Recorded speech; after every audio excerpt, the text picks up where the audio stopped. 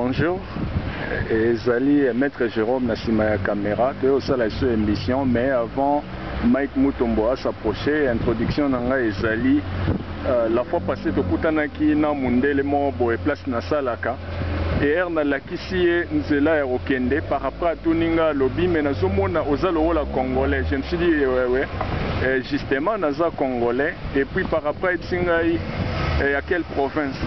Non, naza la province ya Kasai et par après à Ebisingaye au contraire azali congolais mais il y a province ya Katanga. Ndai webisangai wana ndengeza wana il faut biso ba congolais to ana besoin et c'est que biso ba congolais to ana besoin to libérer pays wana pour ces pays wana ezali sous occupation et singa en tout cas majorité ya ba congolais ba na conscience te. Et là, on a pratiquement impossible, et ça impossible, les Congolais va libérer Congo, puisque la majorité des Congolais ont conscience. Et par après, on a et lokoyo lobiana ezandengana mena koyebisa yo seulement que libération ya pays ezalaka na maboko ya une minorité au bana conscience. Loko la minorité au bana conscience ba on va libérer Congo, c'est que Congo ezala libéré. Alobité ezala exercice moins facile étant donné ba mentalité ya ba congolais a tellement na c'est là c'est mundele mutaza olobana ba été soit na nationalité ni mais lui il s'est présenté que azali congolais et c'est comme ça que tu as arrêté qui et par après na oloba et accueilli na yepe et tout consort là mais ce qui nous préoccupe les lots ezali sujet moi très délicat. Puisque sur lundi, on va congolais belé baza comprendre rien, même les intellectuels soi-disant et même des non-intellectuels baza comprendre rien. Alors et là on a déjà étonné, ça a retardé même libération ya Congo et ce qui et tout le monde s'improvise leader et même ba oba na capacité aux la leader mais balingi toujours bas à la leader étant donné que tout ça se retrouver local na place moko boye démocratie oyo Marcelo Prelo anda loba démocratie applaudissante, c'est-à-dire ba betela mutu nyonso maboko même un enfoiré mutu asa na qualité te mais baza ko betela toujours maboko. Alors or banger na moi déjà Mike aza ko s'approcher or banger ndenge ezali wana ezali la fois passée livre moi bimaki na 2016 année passée ezalaki au professeur mon États-Unis à lobby sur la normalisation de la violence par ba élite oyo monde avec parfois pour des raisons d'intérêt. Et puis la fin, il y a relation à bon voisinage. Au moins, Babylone, on a sur hôtel Mibale, Biso Congo, tout ça, tombé victime bala direct à ce qui concerne théorie ou normalisation et la violence. Les Congolais, qui ont 10 millions, 12 millions, et ils dépendent même plus que ça. Mais la communauté internationale, c'est normal, puisque l'élite qui dirige le monde, soit-disant, décider en dengue. Batumsuba a tendance à obenga bango basi ba normaliser déjà violence ba congolais boko kufa autant ba ki ko violer autant de congolaises en tout cas tali bangote et puis na fin ya relation ya bon voisinage autant na neti situation ya Congo au moins on a déjà que 9 pays limitrophes wana pays mote autorosa na bango relation à bon voisinage. Alors on a le rôle à introduction et Mike bonjour. Bonjour maître Jérôme. Tokutani lisusu na yebité vraiment yo mo des choses yo qui moi introduction na P6 s'agissant il y a sujet absolument lelo ezali que ba congolais baza comprendre rien fanatisme ezali tellement mingi bazoye ba même gravité ya pays te que pays za okende mais baza s'associer toujours avec association toujours il y en a batu o baza trahir communauté o baza trahir Congo et communauté internationale ont joué ma carte de façon qui a imposé à biso ba leader étant donné baza au comprendre rien. Alors on est alors première question na biso mais ezali pe tolini réflexion critique na yo na wana oza la parole Mike. OK, merci maître Jérôme la commission ndambe na ndenga kutani si lisusu ngana lelo pour tout ça l'intervention la date il y a le 11 octobre 2017 dans la ville province à Cape Town to ba ko Maniola tolimbolela ba congolais o baso koka ko comprendre te tilelo bien que nzamba osala biso grâce ba congolais mutu baso comprendre mais majorité baso comprendre rien.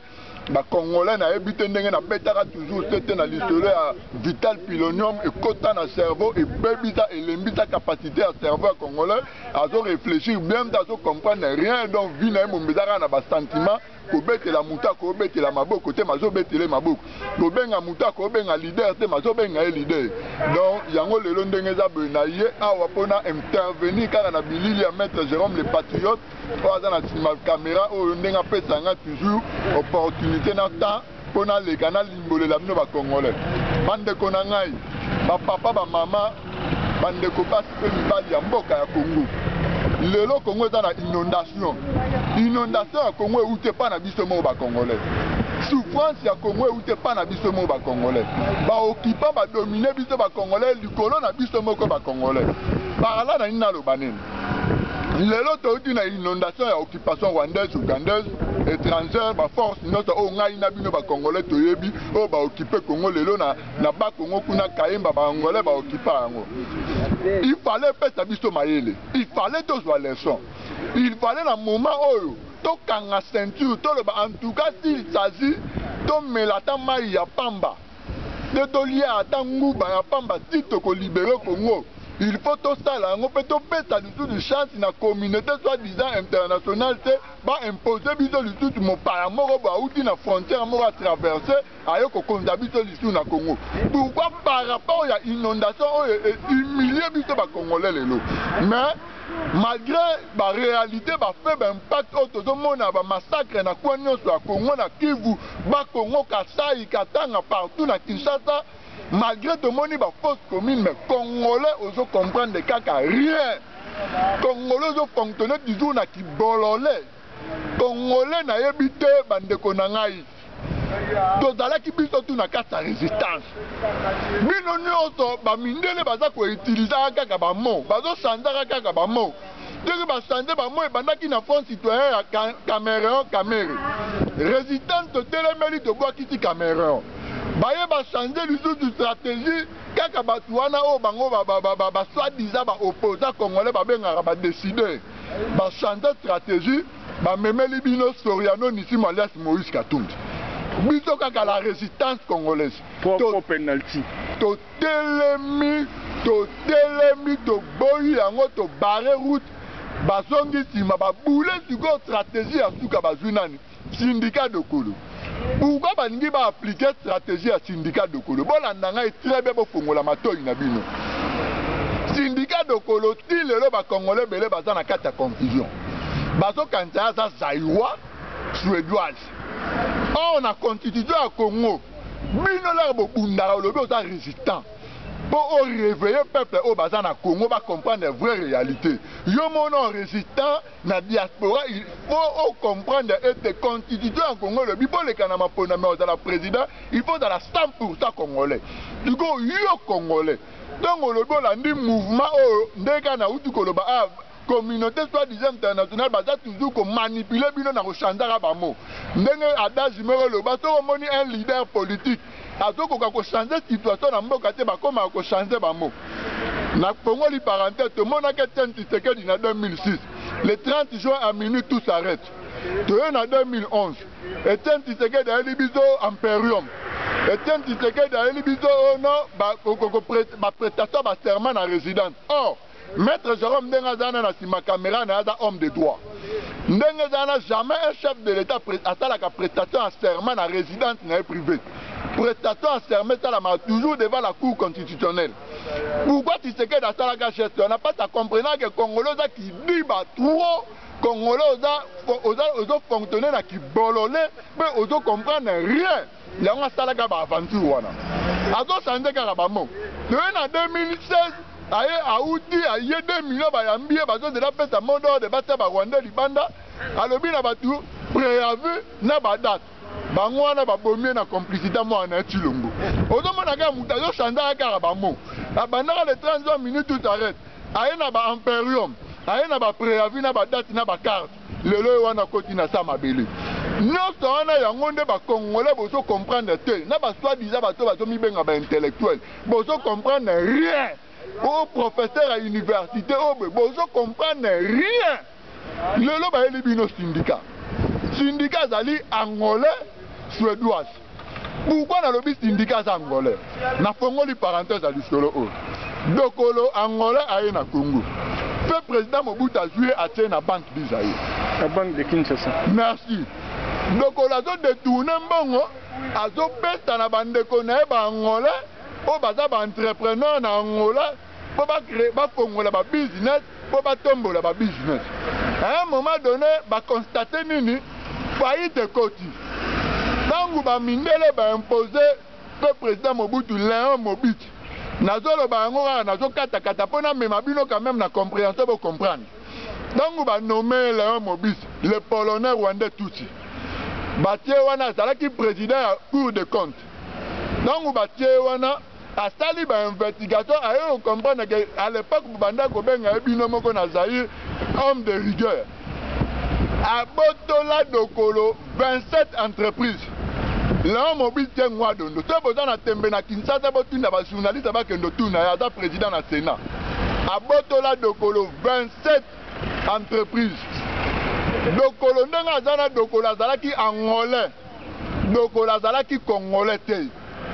Bino koma ba congolais boza ko ba komi identifier te. Koma congolais lelo zali ko accepter mutu nyonso. Ozo betela mutu nyonso maboko. Ozo ndima mutu nyonso ya libéré au lieu yo moko mi libéré. Syndicat Dokolo yo moko asalaki vidéo ngai na bino totalaki yango. Alobi politique eza ko intéressé te. Boyebi pourquoi le bakango. Moi si na akenda oyebisa papa na eko kotisa mobali na nga na mamba ba politique o te na lingi te. Papa a convaincre kaka mobali, babi ka to a convaincre mobali a convaincre moi si na e, boyebi ka bolinga moi si na mobali, moi sa okita.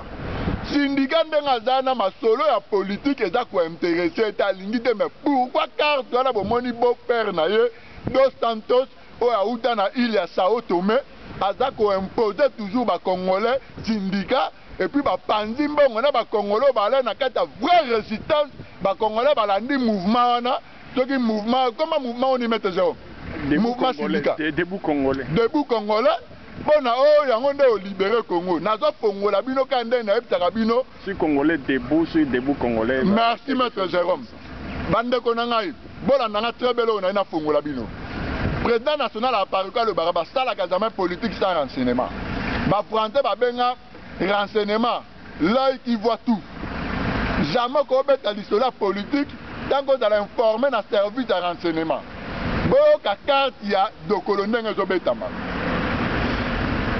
ba lobby oh ba faux politicien na Congo ba benga bango ba décider carte ya balkanisation à Congo est changé.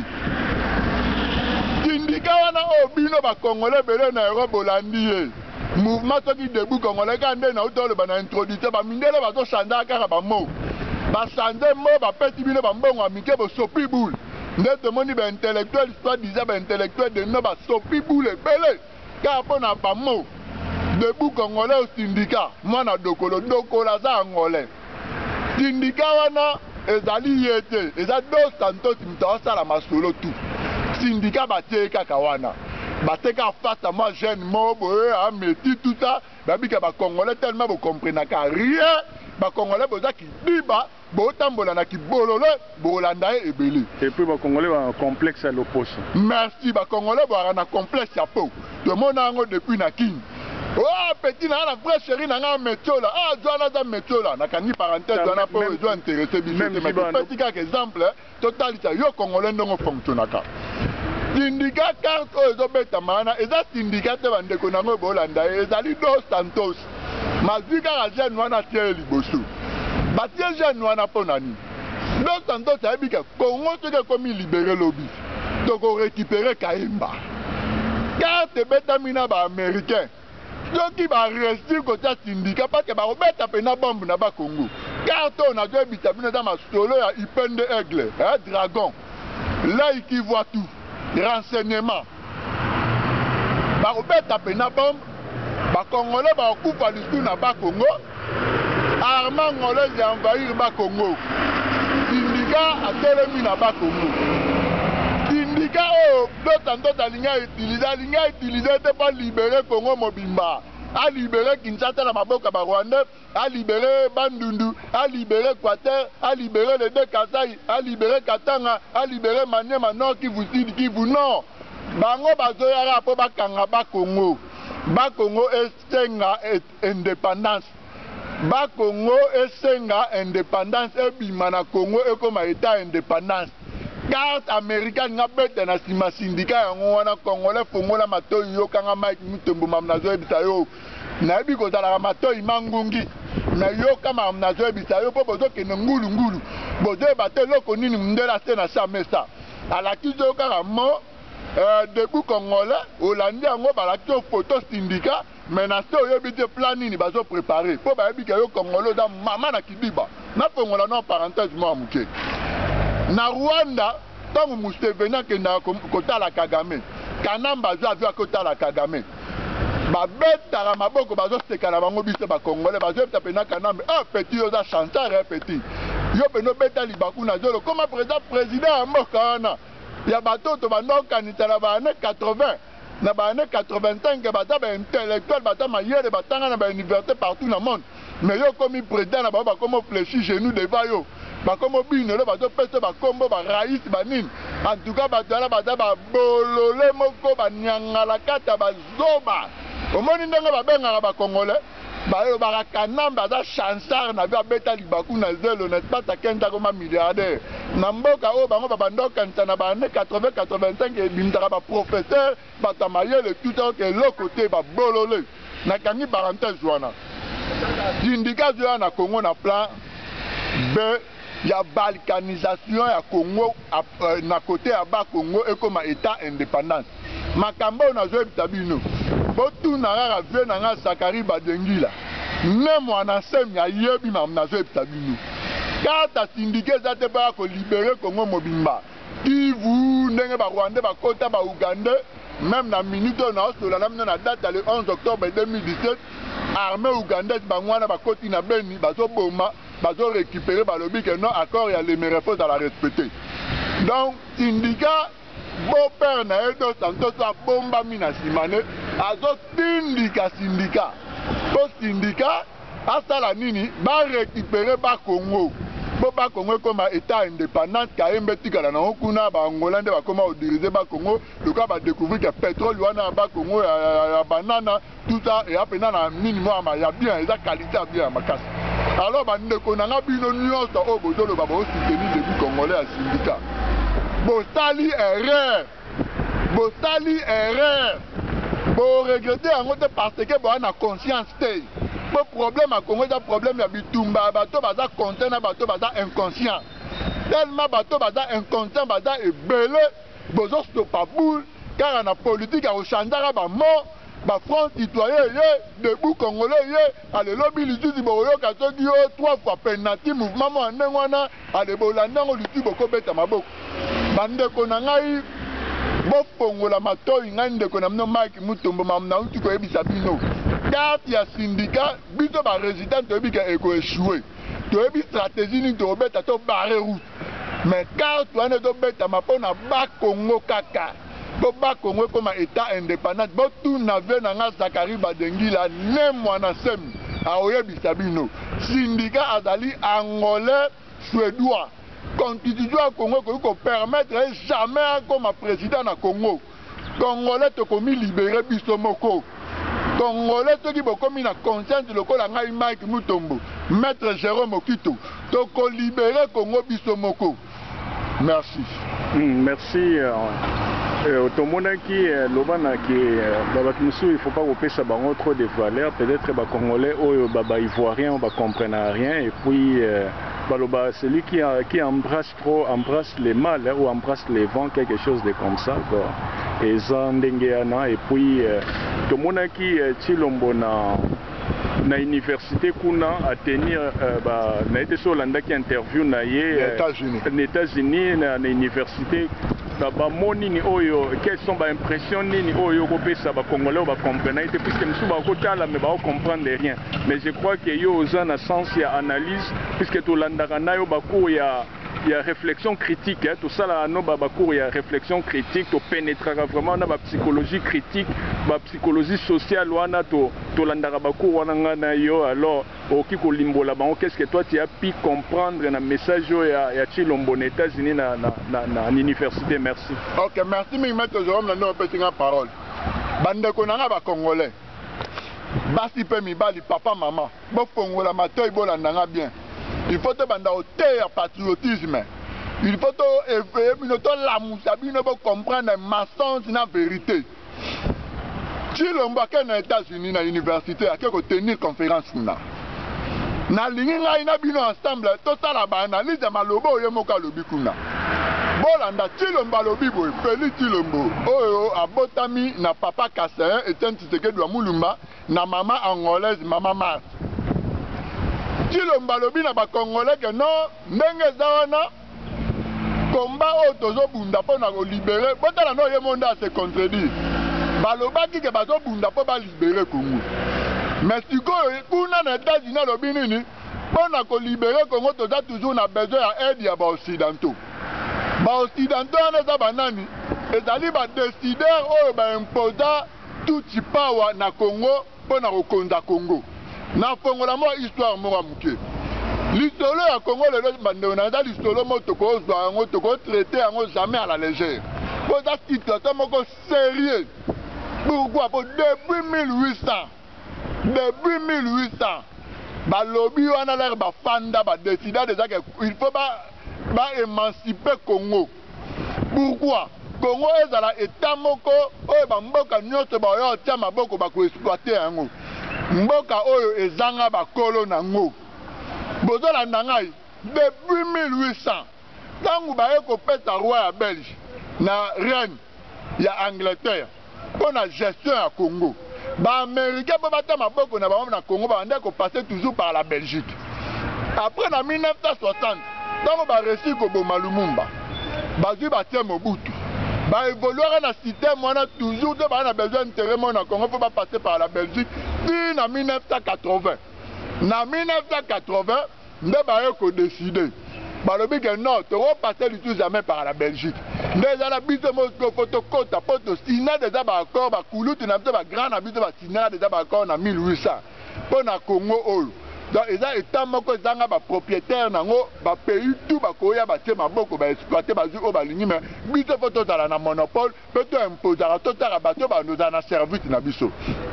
Yango bo monaka lelo ba politique ba soi-disant ba faux politiciens na ba faux opposants bazo kosa toujours bino peuple ya Congo po ba bi ke boza tellement qui dit na niveau moko ya faux que ba décideur Chilombo bengi batu ana lobi baza bango IDPS na batu na bango rassemblement baza na posta ya ba occidentaux ana o ba imposa tout power na Congo ba aider bango pour na libération Congo. Bota la place à se contredire ngana bino to sala ba analyse ayo koloba bo lisusu alobi Hippolyte Kanambe Kanguru alias Joseph Kabila ndenge ya bengaka epo ezala ba limite a benga jamais Kanambe bien que parlementaire européen a dénoncé yango boye polele que vrai non na eza Hippolyte Kanambe pas sa nationalité rwandais mais bango tellement bazana ba game ba jeu o bazo jouer pour na ko endormir peuple na Congo jamais ba ko le ba vérité ba tanga vrai non na e o papa na maman na ba pesa o ba botai Chilombo lobini Chilombo lobi que non ndenge zana Joseph Kabila azali originaire ya Katanga. Bozola na ngai très ba bando na ba congolais ngai na bino to sala ba analyse na bino ba o bola teki ba veste bozala na salle wana na conférence bozo betele pe maboko et talisa que bozo comprendre rien maboko wana za ki fanatisme na sentiment yango ndezo sala bino bo betela ke maboko mais na conscience na mbo bi que petit o ayebi rien na soi-disant professeur Mozala qui wana do bino no se boa qui dit ba pe bozo comprendre rien. Chilombo bengi Hippolyte Kanambe alias Joseph Kabila oyo parlementaire européen bengaki rwandais Chilombo lobi kazali originaire ya Katanga. Chilombo ko bakta lisusu nini alobi botala na Katanga ndenge population zo souffrir mais Tshilombo abotani ke na province etika tata na ye abota Etienne Tshisekedi wa Mulumba bauti ko massacrer batu na mutu oyo abengi aza originaire ya Katanga Hippolyte Kanamba Joseph Kabila ayoko bakita nini alobi ke na kati ya province wana Katanga eza kutu na opposant moko farouche wana oyo azo combattre système ya pouvoir wana ya Hippolyte Kanamba Joseph Kabila oyo abengi alobi aza originaire ya Katanga bola nanga très bien Félix Tshilombo oyo bobenga Félix Tshisekedi alobi Hippolyte Kanamba Joseph Kabila azali originaire ya Katanga na conférence auti ko tenir na États-Unis bon na gravité na ya binomo na situation auto traverser le na Congo ba Rwandais ba botoli Congo na armée ya Congo ba Rwandais na parlement ba Rwandais na police na service de sécurité partout na économie ba Rwandais mais ya lobi Hippolyte Kanamba Joseph Kabila azali originaire ya Katanga asaleli siko Soriano Nisimo Let Moïse Katumbi propagande alobi ni natangi kombo te alobi kaka na kata province wana Katanga eza na opposant moko farouche azo combattre système wana opposant moko farouche oyo eza nani ezali Soriano Nisimo Let Moïse Katumbi na mbongo oyo Soriano apesa ye bomoni stratégie nini na baje ya bamo ndenga utiliser jeu de langue na ye po alobaka non opposant farouche abo otanga kombo Katumbi Félix Tshilombo oyo ezalaki analyse na fongolaki parenthèse mpo nasala ngai na bandeko na bakongolais oyo baolanda ngai Félix Tshilombo oza aventurier yeba ke okufa Congo eza ya bakongolais yeba yango ke Congo eza ya bakongolais bokota na bino majorité mais minorité to libérer Congo po libération esalamaka na minorité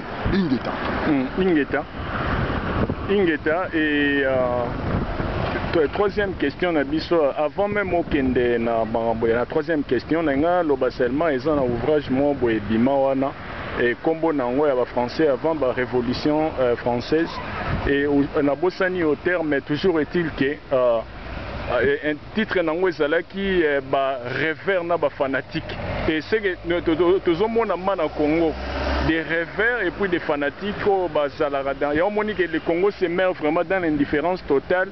Il y a beaucoup d'intellectuels, soi-disant intellectuels, mais des intellectuels des noms, au bas même que ça là-bas, analyse et socialité. Au moins un intellectuel des noms, mais quelque part il se retrouve un illettré du point de vue sociologique. Et Zali, alors troisième question à Bisso et puis dernière question pour nous encombrer bateau batlandara. Bisso est tellement lobby ba sujet moi est très sensible. Mais sous question pe oyana o wana et dépendre de la vitesse ni quoi on a besoin aussi citer. Mais soit ndenge ça boye biso ba descendant il y a troisième question mais na côté on loi introduction. Biso ba descendant oyo ya ngongolutete ndeto ba ngongolutete déjà époque wana ba loba ke non otetela ke mafumba alors bana batetela bazala esclave te batetela en général ba esclave te mais to moni batetela belé ba kuma esclave. To mona même moko boye o azo bimaka wana azo critiquera kombone uta pesi pete maolo barake otetelake mafumbe banini azo critiquera Pareco et puis est-ce que vraiment Thierry le commandant à la porte-parole ya Pareco ou bendengeni nani était so oro répondre tete la moro boye o wana kutu ayoksi biso kutu soni ozo comprendre mutu aoyeba rien quelque part aza ko multiplier plusieurs décisions et puis ba décisions eza contradictoire o elaxi irresponsabilité en matière de leadership. Okay. Merci de mettre nos petits en parole. D'abord, dans l'andakayo, na bokebi nyonso na sala pena ba analyse na me comprendre la vraie identité na yo. J'ai compris que même na langage na yo, à stand na yo. Il le lozo garder qui villageois, bien que ça na Europe. Donc yo pena là na identité na mona que yo ba longolo mbala mona Kasai direct Europe. Donc ba juyo na Kasai mbala moko poto le ka même pas Kinshasa pour même lingala o le bagasa no tandi bena il le lozana no villageois et puis là ba même en Europe on dirait lingala na o yekola na ba théâtre là on a ba théâtre de chez nous na ba bande vidéo à l'époque de place yo yekola lingala po lingala na même le baganduka nandimi d'un vrai congolais pena passe o le ka pena na Kinshasa alors le ba lingala yo le ba même accoutrement na yo to mona vrai villageois mon frère. Bina bozimbongo ya Tshilombo po boya ko distraire batu na combat. Déjà na ndongo dana na finjo te mais kana malobo yo mo loba na vidéo tala ki critiquer Odombo critiquer Thierry le commando, je compris que na Pareco en général. Na Pareco ma na soutenir na membre na soutenir le mouvement na poto tambola na vérité to soutenir le président moko aza ko évoluer na vérité bien que lelo ba membre ebele ba trahir biso ba sopi boule balandi mouvement de citoyens ya syndicat ou azali angolais suédois soi-disant au libéré Congo mobimba hors carte ya ba occidentaux ba lobby wana ezake ba libérer ba Congo comme un pays indépendant na kangi parenthèse wana yo ndongo zana mon frère oza vrai bololé bostopi boule bolandi angolais suédois a libéré le bino Congo mboka ba libéraka yango na ba citoyen ya mboka wana mboka ba zelaka te batu ba uta libanda ba ko libérer Congo tellement yo ozo comprendre rien ba vidéo na ezaka o lekara o critiquera batu parce que ozo comprendre rien. Thierry le commandant azali porte-parole ya appareil côté Thierry le commandant azali résistant azobunda na vérité pour na Congo esikolama. Thierry le commandant a porte-parole à part côté chaque fois dans la vidéo nous répétons toujours même parole même bêtise wana autant toujours koloba que notre Thierry le commandant porte-parole à part côté dans la porte-parole na biso à part côté dans le mouvement de résistance oye bien très bien yo mutozo mi benga soki nani soki mtetela otetela ke mafumbe pesa vrai non na yo toyeba yo mon frère pesa biso kombo na yo toyeba yo au village ma mémoire balamo na poto donc oza kutu mutu moko na repeta ba na reperdre batana ngebele te na bando tala ba analyse yo po comprendre rien po oza na kidiba moko ya faux et puis cerveau na yo ezo fonctionner avec l'enterrement na ebité te na ko identifier en deni. Merci. Merci, je crois bien que soi-disant au Tétela qui m'a fumé, biso va Tétela qui m'a fumé à solo, mais jamais mon Tétela qui va trahir, même des faux mon Tétela, chez Okiton de faux mon Tétela, même Yomoro faux mon Tétela, aux yeux mon sous-soana, na pareko faux mon Tétela, c'est pas vrai ba Tétela, jamais au bas descendant, oyo, ya ngongo lutete.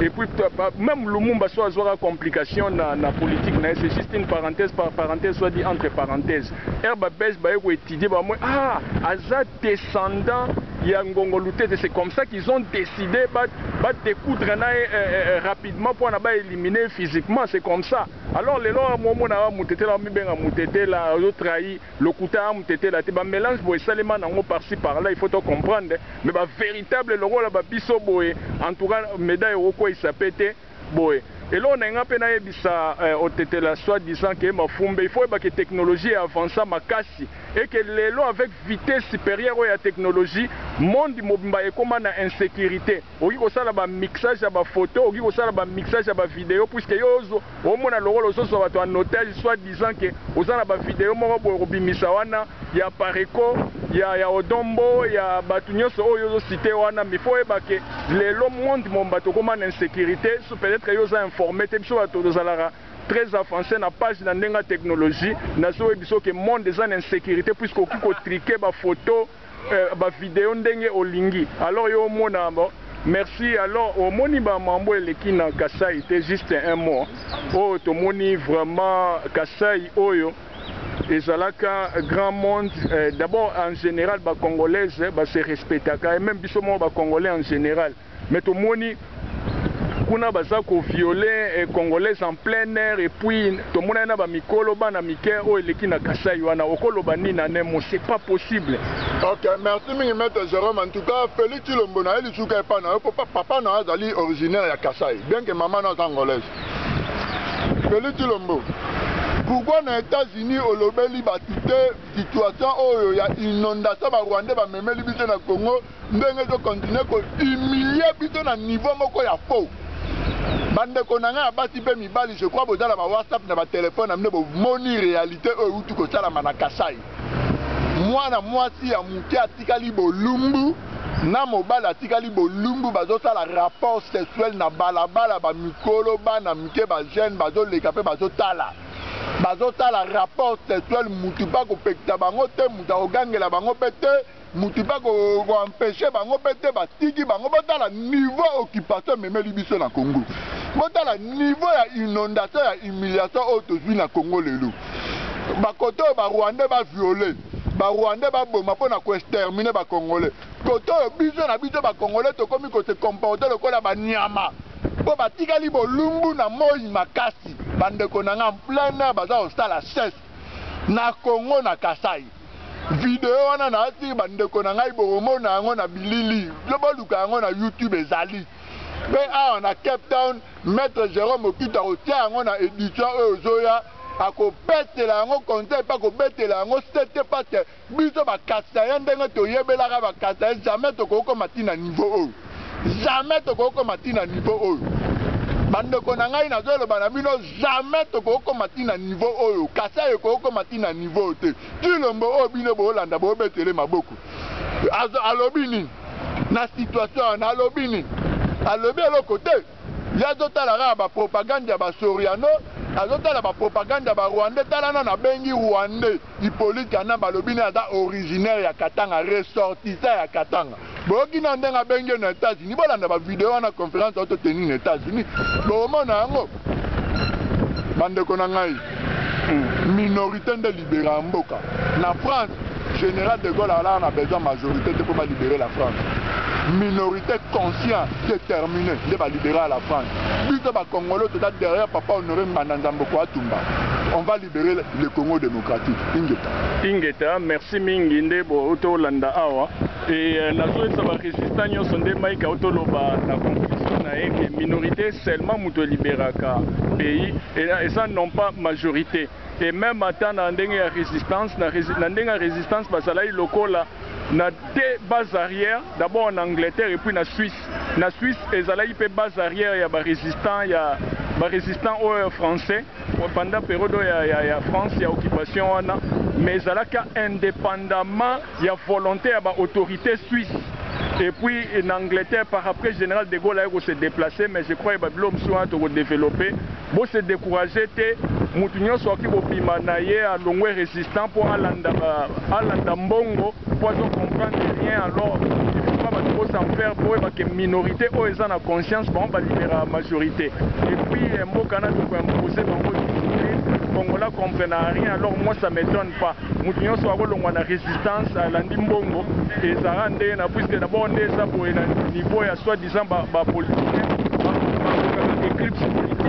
C'est-à-dire période où il y a galère politicien en Passaka, où il y a ça, ou bien après avoir perdu la fonction, ou bien avant à côté de la fonction politique, et on va bien à éclipse et commis prochainement, Ingeta, na salué la résistance, et puis le président national, il y a Pareco, ça a toujours le courage à se décourager, malgré la défection, où il va se retirer, où il va comprendre rien. Il faut que le leadership et ça